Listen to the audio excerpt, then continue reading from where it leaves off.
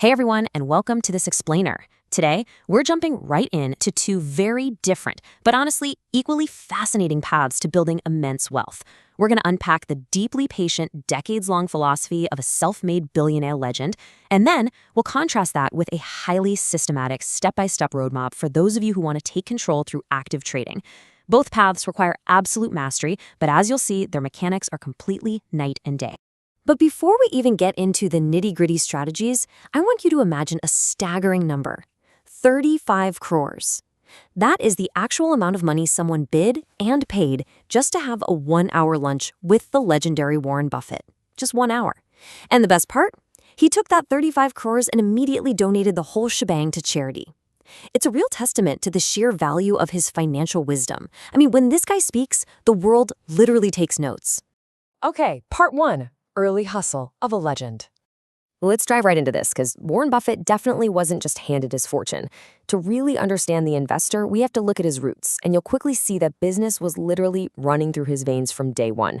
I mean, at just 6 years old, while other kids were out playing with marbles, Buffett was outside stores counting bottle caps just to figure out which soda was the most popular.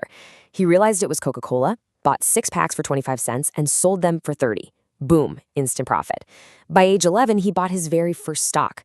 By 16, he'd saved up $3,000 from washing cars and selling golf balls. And at 17, he bought a used pinball machine for 25 bucks, pitched a totally no-risk profit share to a local barber to keep his waiting customers busy, and within a year, sold that little enterprise for $1,000.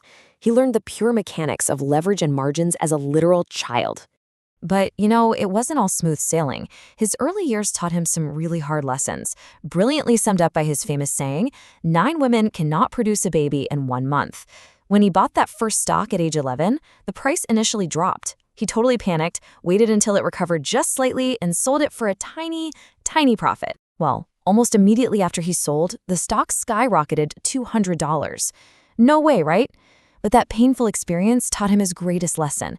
Real growth requires immense patience. You simply cannot rush compounding. Moving on to part 2, habits of the Oracle. Now, you'd probably think a guy who mastered the money game that early is living in insane luxury, right? Well, the contrast is actually shocking.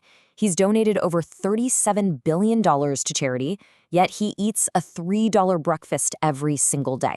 He has lived in the exact same house in Omaha for 50 years. He even wears 20 suits that were given to him for free by a tailor named Madame Li in China, whom he then loyally promoted to all his wealthy friends. True wealth, for him, isn't about flashy spending at all. And his daily routine? It perfectly reflects that exact same simplicity. He spends 10 to 12 hours a day just reading, up to 500 pages daily. He does a strict 30-minute workout, completely avoids credit cards like the plague, and uses a super basic phone just for making calls. He truly believes your best investment is in yourself, and his staggering wealth is a direct result of feeding his mind, absolutely not his ego. Which brings us to part 3, Masterclass in Value Investing. So what does this all mean? How does sitting around reading all day actually translate into billions of dollars? Well, Buffett had a mentor, a famous professor named Benjamin Graham. But over time, they kind of clashed. You see, Graham was strictly quantitative. If the balance sheet and numbers looked cheap, he bought the stock. Simple. But Buffett evolved this formula. He realized that numbers alone just aren't enough. He added the qualitative side. Are the leaders actually honest? Is the business model truly sustainable? What exactly is their competitive advantage? And this brilliantly illustrates his most famous qualitative metric, the economic moat. I want you to imagine a giant castle.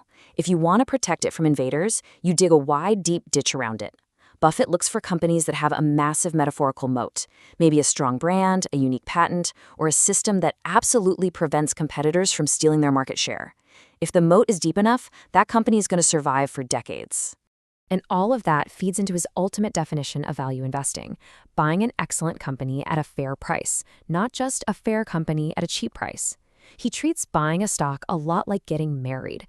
You don't just buy a business to abandon it the next day. If you aren't perfectly comfortable holding a stock for 10 years, he argues you shouldn't hold it for 10 minutes. So what exactly is he looking for before he actually pulls the trigger and deploys his capital? Let's break down his checklist. First up, debt. It's got to be zero or extremely low. Smart businesses just don't need heavy loans to grow. Second, margins. They need to be high and consistently growing, which proves the company actually controls its costs. Third, return on equity. He looks for a super strong 5 to 10-year track record, not just one lucky quarter. And finally, leadership. The management must be honest and visionary. If a company doesn't check every single one of these boxes, he simply walks away. This absolutely crucial point is summed up perfectly in his 2 legendary rules. Rule number 1, never lose money. Rule number 2, never forget rule number 1. He has an absolute zero-tolerance policy for gambling. In his mind, risk only exists when you don't actually know what you're doing. By doing all that deep qualitative research, he eliminates the gamble entirely. All right, part 4, the power of relationships. You see, it's not just about reading balance sheets all day. It's heavily about who you surround yourself with. Buffett famously says, "Tell me who your heroes are, and I'll tell you who you will turn out to become." He genuinely believes your trajectory is heavily influenced by your inner circle. Just take his relationship with Bill Gates, for example. Initially, neither of them even wanted to meet. They thought they had absolutely nothing in common. But a reluctant 30-minute introduction quickly turned into a deep, 10-hour conversation about business and life. And today, they're lifelong partners, constantly learning from and laughing with each other. Now let's shift gears a bit. Part 5, the active trading roadmap. Okay, we've spent a lot of time talking about extreme patience and holding on to stocks for literal decades. But what if you're seeking a slightly faster pace? Let's move to and see how this builds. Active trading is definitely not about throwing darts at a board. It requires a massive educational foundation to actually become profitable. There are 4 non-negotiable steps here. Step 1, you must thoroughly understand market mechanics, things like short selling and reading candlestick charts. Step 2, risk management is absolutely paramount. You have to know exactly how much you're willing to lose before you even enter a trade. Step 3, developing a personal trading strategy that works for you. And Step 4, rigorous backtesting and strictly controlling your trading psychology. Building on that foundation, there are some really strict rules of the game here. First, your strategy absolutely must match your lifestyle. You can't day trade if you're working a demanding 9-to-5 job, right? You also have to choose the right asset classes. But most importantly, chart patterns alone are never, ever enough. Active trading isn't a guessing game. You have to rely heavily on historical backtesting to mathematically prove your strategy actually works before you ever risk real capital. Finally, part 6, mindset, risk, and discipline. So let's bring it all together. On one hand, we've got the legendary billionaire holding for 50 years, and on the other, the active trader holding for maybe 50 minutes. They seem like total opposites, right? Passive value investing demands decades of extreme patience, massive deep dive reading, and qualitative research. Meanwhile, active trading requires daily agility, rapid decision-making, and heavy technical charting. The mechanics differ wildly, sure, but they share a vital foundation. The requirement for absolute, unwavering psychological control is exactly identical for both. Which brings us to what is arguably the most important takeaway of this entire explainer. If you cannot control your emotions, you cannot control your money. Whether you're patiently waiting for a company's economic moat to widen over 10 long years, or you're rapidly executing a short sell based on a candlestick pattern, panic and greed will always destroy your wealth. Discipline, at the end of the day, is the universal currency of success. So, I'm going to leave you with a question to really chew on today. Which path actually aligns with your true nature?